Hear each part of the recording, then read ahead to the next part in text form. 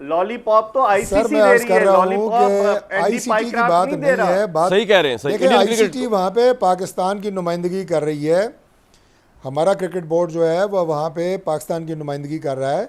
और अगर किसी ने अपने किसी गलत काम गलत फेल पे आके नदामत का इजहार किया, माजरत की, तो मैं दोबारा कहूँगा कि हमारी अकदार और हमारी तरबियत हमें इजाज़त देती है कि हम उसको कबूल करें खदा पेशानी से। ये एक बात है।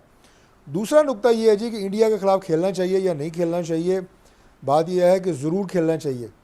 ये जो मार्का हक हुआ है इसमें इंडिया के दांत खट्टे हुए हैं, इंडिया को शिकस्त फास्ट हुई है।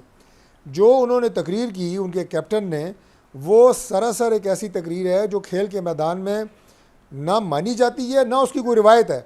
इस तरह की छोटी और घटिया हरकतें करके इंडिया ने पाकिस्तान के नाम पे कोई फ़र्क नहीं आया, बल्कि अपना आप एक्सपोज किया है कि हम कितने छोटे लोग हैं, हमारी सोच और जहनीत कितनी घटिया है।